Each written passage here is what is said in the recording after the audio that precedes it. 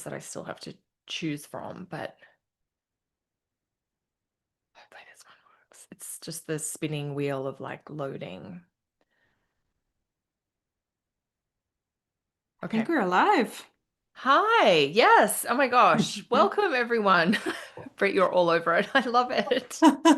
It always happens like so soon, and it's like, oh, okay, we're here. Yes, we're here. We're here. So we're back for another Q&A.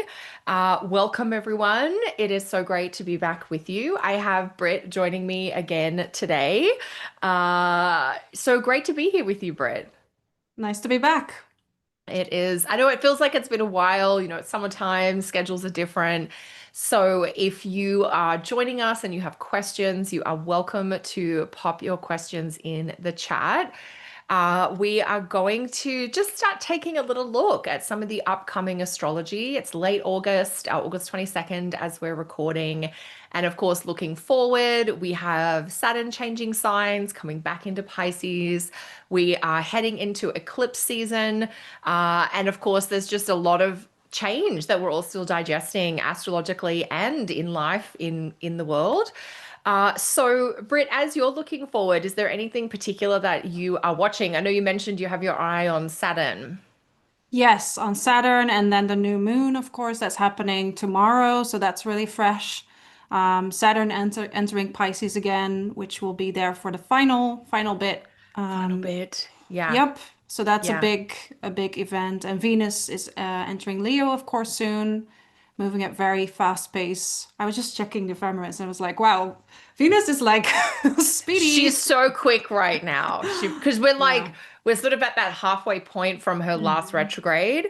So it's the 25th of August that Venus will come into Leo. So she'll be wrapping up her time in Cancer, and then moving into Leo. And I don't know about you, but the Venus in Cancer season this year, because we've had Jupiter in Cancer, I have definitely felt very domestic and, just kind of want to be at home and, working in the garden and just making food. And honestly, I have just been like loving the laundry, which is, the most mundane domestic task. But I'm like, can I do another load of wash?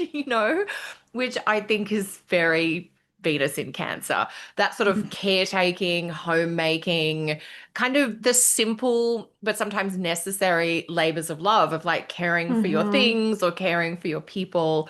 What about you? What's Venus in Cancer been like for you? Well, I made some homemade elderberry tincture syrup. So we Oh my have an gosh.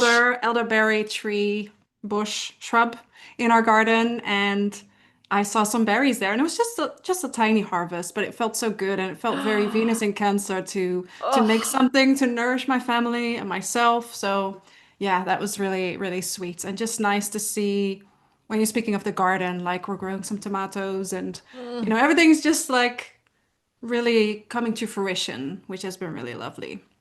It does feel a bit that fruition is a like a ripening or things being kind of full. I know partly, in the northern hemisphere, it's the time of year, the tomato plants can be very heavy with tomatoes. I didn't do tomatoes this year because sometimes I fight with the squirrels and the chipmunks for the Ah, mm, tomatoes. But I did do a basil, ooh. and so that is just like I'm just every meal I'm like, what can we put in with basil? What goes with basil?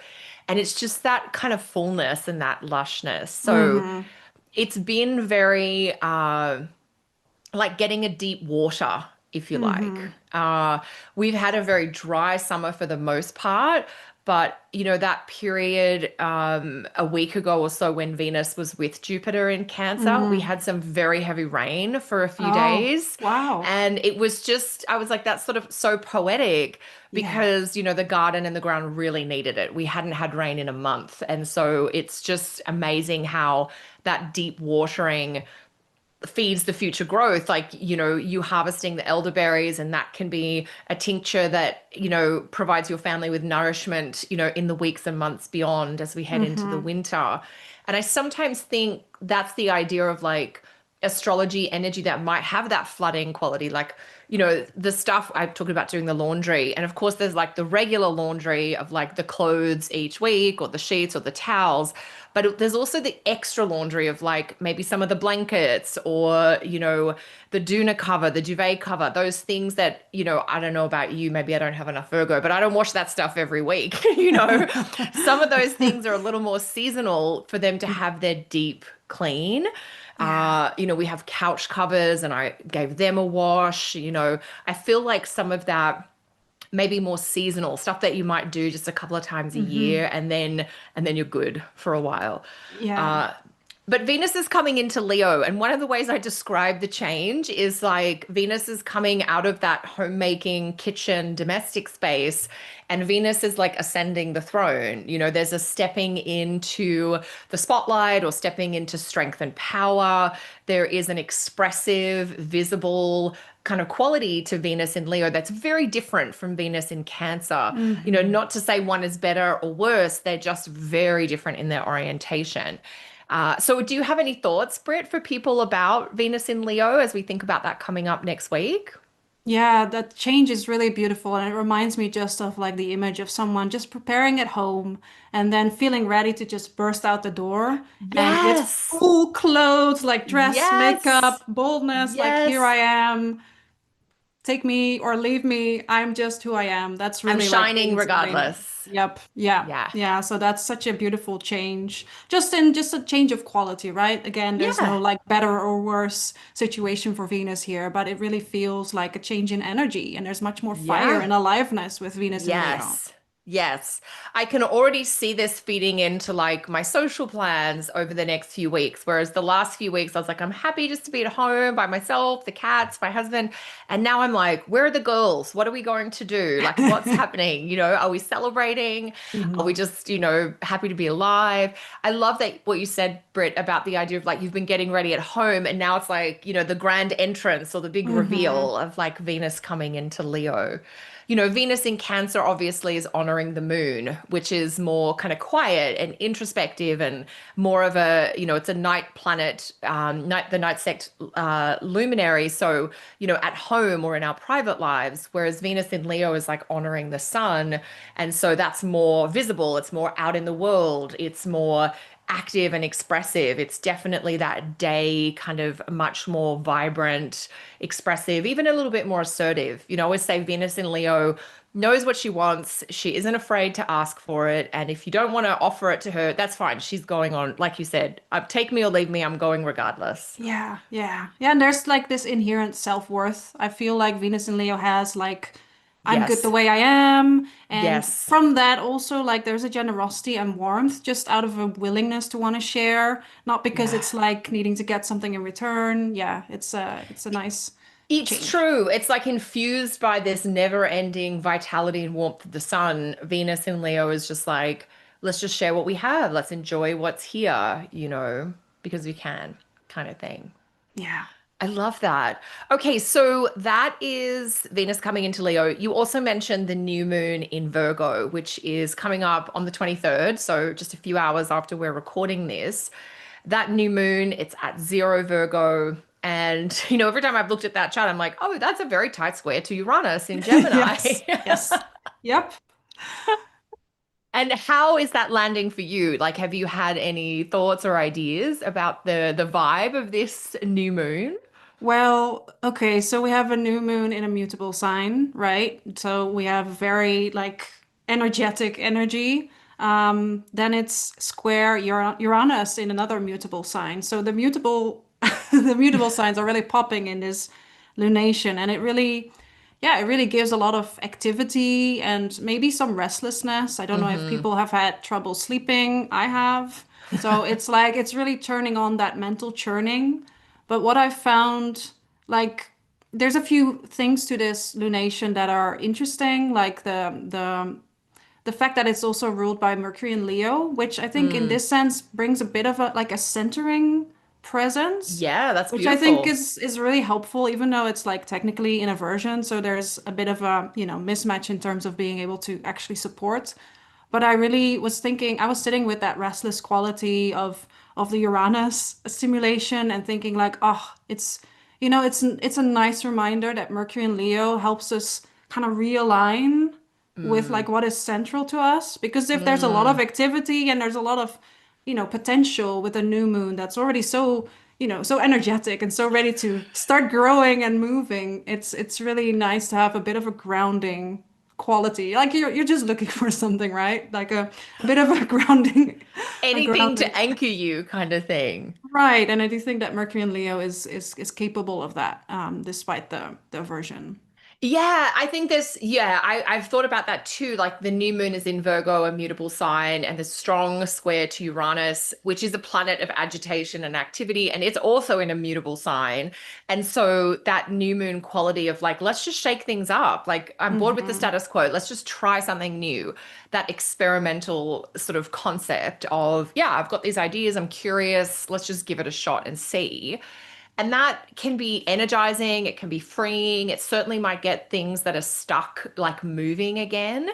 And I do love how you describe, yeah, Mercury as the ruler of the new moon being in Leo, which is a fixed sign. So there's something Hmm. there that is consistent, something you can fall back on or come back to that is guiding or clarifying.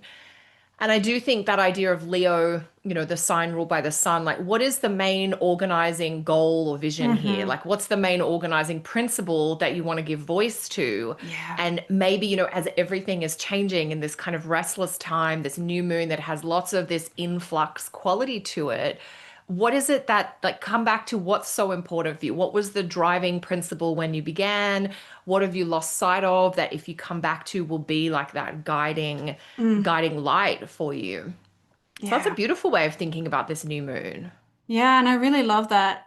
I'm getting the image of, especially with the new moon, like this is a really potent time to set new goals or plant new seeds. And with the Uranus component, there's also a ability to experiment, right? To just see like what sticks. And then Yeah. the Mercury and Leo component helps us to really remember, like, okay, what matters and what's really central to what we're trying to orbit around, right? Yes. Yes, exactly. Why did we start doing this again anyway? What was the point when we began? Because of course it's easy to get distracted. It's easy to Hmm. start something and think this is what we're doing, and then you end up over here, sometimes by choice, sometimes by circumstance. But it's like, what do we need to go back to that origin story to remember as we're Yeah. coming forward? Yeah. Oh yeah, so I think this new moon is going to be very stimulating, and it's sort of a this new moon in Virgo on the 23rd. It is also kind of this, hey, we're getting back to the mutables, as we Hmm. think about what is coming forward in September, where we've got Saturn coming back into Pisces on the 1st of September. And then, Yeah. of course, we have eclipses rolling through Virgo and Pisces throughout the month of September. So it really feels like that reminder of it's good to shake things up in a while, or it's good to review your schedule and how do we redo it. And it's also a callback, I think, to like the Virgo Pisces parts of our chart. What Hmm. do we want to refresh or reset or, reorganize in these parts of our lives? And when you're thinking about Saturn coming back into Pisces on September 1st, have you got any a sense of how you're going to be working with that or ways that you're sharing about that with clients, for instance? Well, there's like a few things I would think about that. One is like, okay, there's a new kind of final chance to revisit that Pisces part of your chart and see Hmm. what needs more structure, more boundary, more, finishing in a way, because that's also Saturn's job. Like something about the Pisces house in your chart isn't fully finished yet, and there's some potential to really work on, discipline, setting boundaries, taking more responsibilities in that area of your chart. So that's one. And the second part I would add to that is that all of that work will probably be a bit less frustrating because of the change in dignity that, Saturn moves out of the sign of its fall and back into Pisces, where there's a bit more, you know, there's at least less frustration. Let's just put it that way. Yes, yes. There's less aggression, like less sort of, misdirected frustration, which I think is part of Saturn in Aries, Yes, yes. unfortunately. Yeah, and more potential, I think, for Saturn to work, do the thing that it wants to do, especially also because Saturn now has to listen to Jupiter in Cancer as its ruling planet, right? As it moves back Yeah. into Pisces. So there's also a bit more of a supportive energy here that I think really helps in terms of finishing things up in that Pisces sector. That's such a great point, Britt. I know it's a little technical maybe for some people to take in, but Saturn in Pisces has had like three different versions of Jupiter as its guide. We started Saturn in Pisces, I think, back when Jupiter was still in Taurus. And then we've had Jupiter go through Gemini, or maybe I'm not even, I need to almost check my ephemeris. We definitely Mm. had the crazy part of Saturn in Pisces with Jupiter and Gemini, which was the last 12 months. Um, yeah, I think we started because it was March of 23 that Saturn came into Pisces and we had Jupiter and Taurus. So that was like Jupiter was still a little bit in Aries even. Yeah, I was just Yeah, about that's to what I say was that. Yeah, thinking. yeah, Yeah, it's been a actually, is it? lot. Yes. So we had a little bit of Saturn in Pisces guided by Jupiter and Aries. Then we Hmm. had this big chunk guided by Jupiter and Taurus. Lovely. And then we had the hectic part, which was, the mid 24 to mid 25, which was Saturn in Pisces with Jupiter and Gemini. And now we have the potentially best part of Saturn in Pisces, Yeah. which is Saturn in Pisces, Jupiter in Cancer. So September 25, I think it's till mid-February, like the 14th of February or something of 26, which is when Saturn re-enters Aries and then stays there. So, yeah, we do have Saturn kind of elevated in Pisces with the ruler being this exalted Jupiter. So, that idea of Saturn and Jupiter really getting on board together, or, Saturn is getting great quality messaging or instructions or guidance from Jupiter in Cancer. And so the restructuring that you're working on around the topics of your Pisces part of your chart, or maybe even the topics of the Capricorn and Aquarius part of your chart, because they're Hmm. ruled by Saturn. It's like you're finally figuring something out that you've been grappling with for a couple of years now. And so that idea of, yeah, let's just try it one more time, or let's just give it one more push because we may get better results than what we've been getting. I think that's really such a good piece for people to have, that we are working towards like putting the pieces together in a more final or formal or firm way around the Pisces part of our chart. And Saturn is better placed to help with that than it has been so far. Yeah, so all in all, it's like a nice shift, and then we have to brace ourselves for, Saturn and Aries being there for, for real I know a next part of year. me is like, I'm like, now the rest of that is 2026's problem, Yes, which is yes. definitely a thing to keep in mind. But, you mentioned before, like the dignity change of Saturn in Aries, it is technically in fall, which means we have that much more frustrated version of Saturn is potentially a little bit more problematic or prickly. And when Saturn comes into Pisces, it's more neutral. It's not in fall or exaltation Mhm. or rulership or detriment. It is more neutral, which means Saturn doesn't have some of the challenges that it's had in Aries.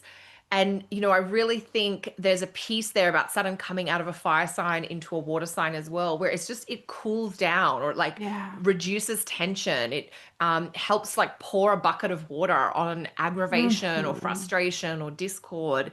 And it's not to say that it's gone completely, because Saturn coming back into Aries next year is like, we're going to need to come back Hmm. to these topics. But, this period of time where maybe cooler heads might prevail could Yeah. certainly create some breathing room or some buffering or, space for shoring things up so that when Saturn comes into Aries, we've got more to rely on. Yeah, what comes up for me now is just a reminder, like, you have time. Yeah. Which is such a nice Yeah. reminder in like the hectic urgency of Saturn and Aries. Like Yeah. that shift will be a bit of slower pace, and Yes. with Jupiter and Cancer being able to support that and really think about like, okay, what is actually the vision that I want to create? Like, what am I actually imagining or thinking about? And then being able to move towards that, because it's of course like you cannot just structure in and of itself. There needs to be a bit of a plan, right? And I think that's Totally, a totally. nice Yeah. combination. But Yeah. that idea of you have time, because, Saturn being guided by Jupiter, Saturn and Jupiter are like the original outer planets. And so they Hmm. work on longer timelines with more more major topics, whereas Saturn in Aries is guided by Mars. And one of the frustrations, like the sort of archetypally, the issue of Saturn in Aries is Saturn is like, I want to slow down, I want to prepare, I want to research. And in Aries, Mars is constantly pushing Saturn, like, go faster, don't worry about the Hmm. consequences, don't do your research, just act now and think about it later. And that does create a level of like, activation. If we're talking about like Yeah. nervous system, this is a very heightened, activated quality with Saturn in Aries. Whereas Saturn in Pisces, there's a little bit of mellowness, but there's also like the wisdom that comes from aging, Yeah. because as people get older, there is a sense of like time is precious, but also there's less of that rushing, which sort of Hmm. seems weird. Like, but there's less like of that hustle because it's like quality of experience or quality of connection is perhaps more valuable than quantity of task, goal orientation. And that's a little bit of like Saturn in Pisces versus Saturn in Aries, I think. Yeah. Beautiful. I mean, I love this, Britt. We're just like, this is, the Saturn into Pisces show. I love that we're giving this a lot of air. If anybody has any questions, we probably have time to take a couple of quick questions before we wrap up for today. Anything in the chat grabbing your attention, Britt? Yeah, there's a few people replying to the new moon, Yep. saying, "Yeah, I definitely haven't been sleeping deeply lately. Having weird dreams. Yeah. What do you think the moon square Uranus could mean for weather?" Is a question from Ms. Dubai, which is an interesting one. Yeah, I mean, I think Uranus has that wild quality to it. And so anytime we get Uranus in the mix, we're more likely to have wildness. And so if we're thinking about weather, it can be wild. I think this is like the new moon square Uranus. It could be about some wild weather.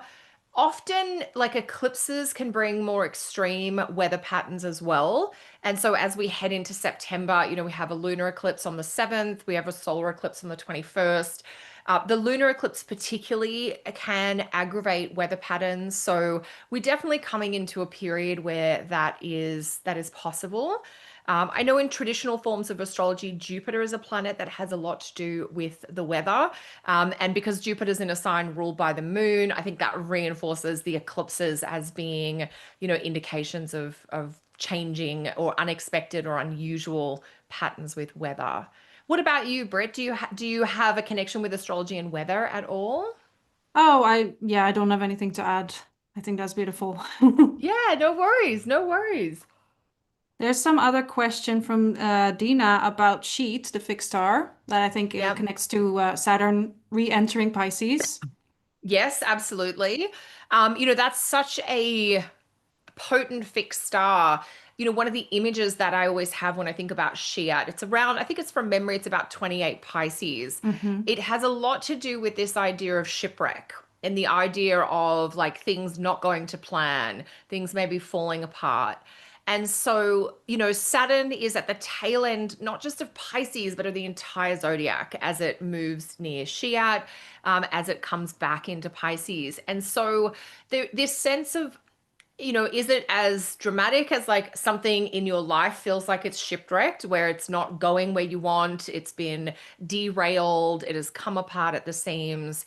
And sometimes that realization of something not going to plan is what helps us kind of do the restructuring, the Mm. reorganizing. Like this, we have to sometimes have, I think this is part of like even Saturn in the tail end of Pisces is being honest about the dreams that have not been fulfilled or have not panned Mm. out, and then like accepting that or owning that or admitting that, and then exploring what will I do differently in the future so I don't end up in this type of shipwreck situation again.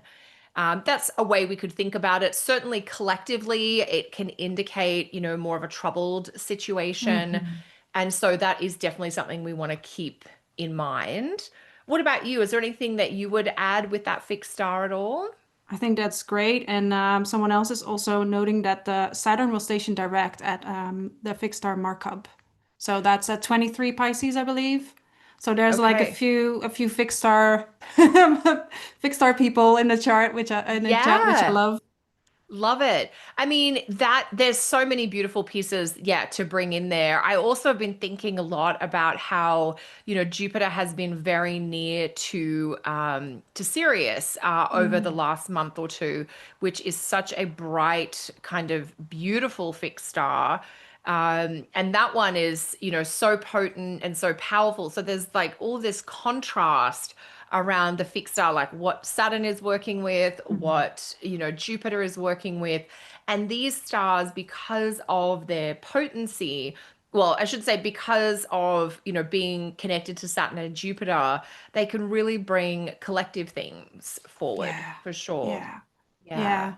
I always like to think of the fixed stars and their mythical correspondence, right? Then there's so much about mythical stories that just bring us into, again, this notion of time comes up for me, like a different kind of time space where we can zoom out a little bit and think about the larger themes, whether collectively or personally or, both, that are part of these transits, which is such a beautiful way to add in another component to the astrology. Yes, yeah. And there is, yeah. And I think, a lot of the stars in Pisces do have such a big, like, spiritual orientation to them. Hmm. And so part of it is taking that, spiritual point of view to real life events and that idea of, what are we in control of? What are we not in control of? To what Hmm. capacity do we have agency to influence things? And to what potential or percentage is are things just kind of in the hands of the gods or the divine. Hmm. It's a lot of these really big meta kind of philosophical questions I think can come up with some of these activations for sure. Yeah, that's great. Yeah. So there's a couple people in the chat with some questions. Chandan from Amsterdam, hi, is saying, it's my neck of the woods, more or less. I'm a Virgo rising chart going through Saturn, square Saturn, with Saturn in Hmm. Pisces. My natal Saturn is in Sagittarius, conjunct Uranus. How would you see this second phase of Saturn impacting me? So this will be the final stretch of the Saturn square for them. The Saturn square. So let me just think about this for a minute. So you have Saturn in Sag Hmm. At and 28 degrees, so it's at that and end. Saturn in That Pisces. Yeah. yeah.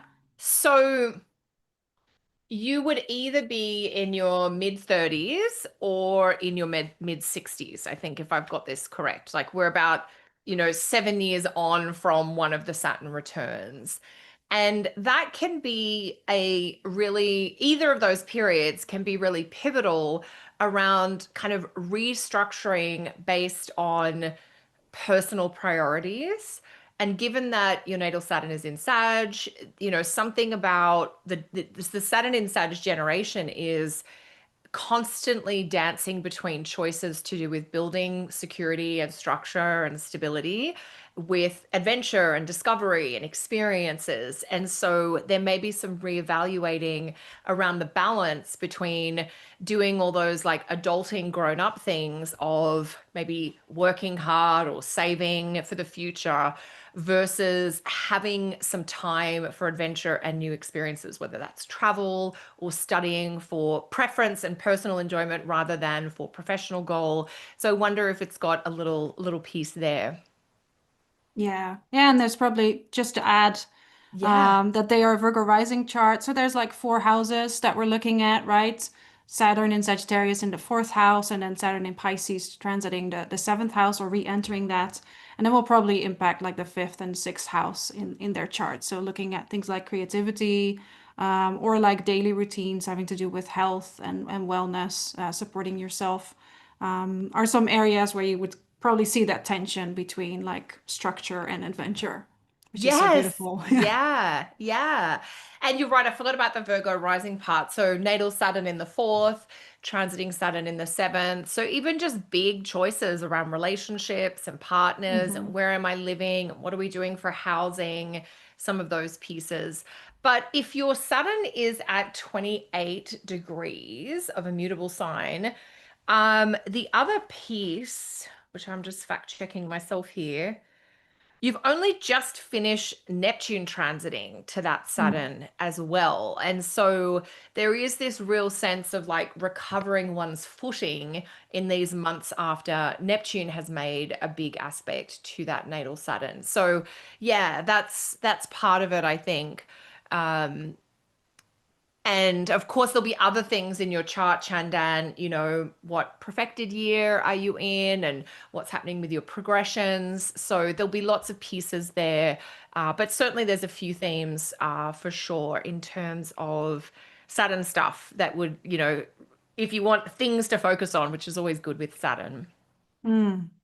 Yeah, it seems like Yeah. Saturn is really present in the chat, though I don't know how many questions you still want to take, Kelly. Why don't we take one more? You can like Brit's pick in terms of if we want to stay on topic or switch it up, totally up to you. So there's a Uh, few questions about synastry. I guess one that was at the top. Oh no, there's just one question about synastry. I don't know if you feel yeah. like taking it in that direction. How would you see, have you seen Pluto opposite Venus working in synastry? Just for context, I met a fellow Pisces and we are having a second date this weekend. My Venus at 2 Pisces, his Pluto at 2 Virgo. Okay, so it certainly can work. I think in synastry, we're looking at the aspects between your planets and this other person's planet. So, does their Saturn sit near your moon, or does their Jupiter square your Mercury? It could be a bunch of a variety of aspects.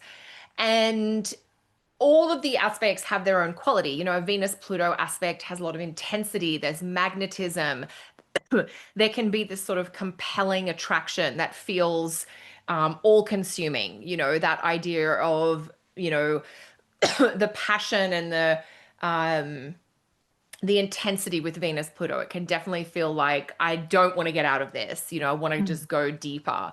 And that's often what Venus Pluto feels like at the start. And then we have to make sure that we're really clear about power dynamics as the relationship unfolds. If there's any substantial differences between like wealth or even just power, if there's a power imbalance, when somebody says to me, we've got a Venus Pluto aspect and they're my boss and I work for them, I'm like, okay, we've got a bit of an issue here. Or if Yeah. there's a major difference in, financial position, we can see some of the themes of Pluto coming in, and we're like, how are you going to navigate these so that we can create a sense of equity or kind of fairness, that you each get a fair amount of say in the relationship, and that the person with more power or more wealth is not, driving the bus. And so I think any synastry aspect can work, partly Mhm. because we want to look at them in context. It's not just this one aspect that defines the whole thing. And if I was to think about like what would be just one or two aspects you might look at in synastry, I'd be very interested in aspects involving the moon in one person's chart and whatever else in another person's chart, and perhaps the planet ruling the ascendant as well, because the moon is obviously a planet to do with our emotions, but it's also those instincts, it's our daily Yeah. habits and our kind of core needs. And to what extent is the person you're in relationship with able to meet or, connect with you around those things? And then the planet in your chart that rules your ascendant is the planet that really represents you in the chart. So are there ways in which this other person like directly interacts with the essence of you? And so, Venus, Pluto, Venus in Pisces, this is an exalted Venus. So, Venus has a lot of artistry and spiritual skill and interpersonal skills, a lot of compassion and healing in that Venus in Pisces. And so, does the Pluto person kind of intensify and help amplify the gifts of that Venus? Or do we have a sense of like the Pluto person is enamored with that Venus in Pisces and wants to kind of possess it, Mm. And so it will depend on what the other synastry aspects are. Do we have some grounding factors? Do we have some other strength factors? So, it can go either way. And I think we would take a look at the whole picture. At least that's how I'd approach it. What about you, Brett? Is there you would do the same? It's beautiful. Yeah. And with Pluto Venus, things like, yeah, control and power dynamics come up for me. So that's something that I would definitely be cautious of. But as you say, it can also be a matter of amplification or like being some kind of power team, power couple, right? There's ways that that can work out, maybe more in productive ways. And as you say, I think the moon sign synastry is especially important, just to add in Yeah. other parts of the story. Yeah. Totally. And I'm just seeing it's Fran's question about Venus Pluto, and she's just commented. First of all, she said, "Thanks for taking my question." And then she said, "I met a guy 2 years ago with the same aspect, and he broke my heart, but he was also selling his business for $9 million, like LOL." And I'm like, okay, so not to disparage Fran at all, but if Fran's like a regular person like you and I, Britt, then that's a huge amount of money, for someone to Yeah. sell their business for. Mm-hmm. And I think Fran, because your Venus is in early Pisces, there'll be people born in a certain couple of years will have Pluto opposite your Venus. Pluto is a very slow moving planet. And so, there'll be a couple of years in the kind of early to mid 60s where Pluto was just at, 1, 2, 3 degrees of Virgo. And anyone born in that time will have that Pluto aspect to Yeah. your Venus or to anyone else who had Venus, in the early degrees of Pisces. And so that's something just to watch out for with people in that particular age bracket. If you went 5 years older or 5 years younger, the Pluto aspect wouldn't apply. One of the things that I do so much in synastry and relationship astrology that I think is really important is I always look at like the temperamental mix to do with the moon in a chart. And this is a combination of the phase the moon is in and the sign the moon is in. And so if you think about the moon phase just being divided into four, the first two moon phases, like new moon and crescent moon, they're spring phases and they have an air quality to them via the phase. And then the next two moon phases, first quarter and gibbous, they are fire, summer phases. So they have this hot fire quality to them. The next two phases, which is full moon and disseminating, they have the earth autumn association. So it's sort of autumn energy, which comes to earth. So they're a little bit cooler and with some of the dryness. And then the last two moon phases, the final quarter moon, sometimes referred to as third quarter, but really it's the fourth quarter. And then the balsamic moon phase, they are winter and water qualities. And so if you think about the element of the phase that your moon is in your birth chart, and you think about the element of the sign that your moon is in, then you're doing some very basic temperament work around your moon. And, like, do you have your moon in a water sign, but the spring air phase, and we have an air water combination? Or do you have your moon in a water sign, but you have it in the autumn phase, which brings in some earth energy? And Mm-hmm. this is cluing you into sort of the really rich emotional quality that you have. And it can explain another person's sort of emotional quality in a more well rounded way. Now, there's a more detailed teaching on this in my relationship astrology class, which we can put in the show notes below if anybody wants more. But just when you're thinking about like, would we be a good match or what ways might we be similar or different, that can be a way of approaching it too. Um, what I want to say too with Fran, we started this conversation with the Venus Pluto synastry aspect. In your chart, Fran, if your Venus is at 2 Pisces, something huge is happening to your Venus over the next 12 months, which is transiting Uranus is going to make a square to that Venus of yours in Pisces. And separate to specific synastry aspects, your Venus in Pisces is undergoing like a 12-month process around authenticity and individuality in dating and relationship settings. And so that's a great lesson for Venus in Pisces to learn, because one thing Venus in Pisces can struggle with is this idea of, I'm so in love with love that I'm overlooking some red flags or some warning signs. I'm like, giving the benefit of the doubt. I'm forgiving. I'm offering the olive branch. I'm being compassionate, sometimes to your own detriment. And so Uranus to Venus as a personal transit for you, Fran, is like, what about if I try this differently? What about if I bring more of my authentic individual self into my dating and romance space? And that, I think, kind of frees you up. It means you can break patterns from the past. It means you can experiment with different ways of dating and relating, and you might have a lot more fun as you're kind of going through this experience. So that's kind of a very long answer to your question, Fran, but there are all the things that come to my mind about this for you. Yeah, and I feel like friend resonates. Yeah, and in love with love definitely resonates. And Yes. yeah, even at Yeah. 60, yes, I mean, we need the romantics in the world. We need people who we believe in do. love and the redemption of love and the power of love. I just, Hmm. I want you to be in a space, I want everyone to be in a space where their love of love is really treasured and respected by the person Yes, that they are involved in sharing that love with. So, yeah. Oh my 100%. gosh, we could talk about Venus in Pisces and love for days, but this is probably a very sweet note to end today's I love live it. Yeah. Q&A chat on. Britt, thank you so much again for joining me. Thank It you. was so fun talking about a few of these upcoming astrology pieces with you. Where can people find out more about you and your astrology and your consults, and how could they get in touch with you if they want more?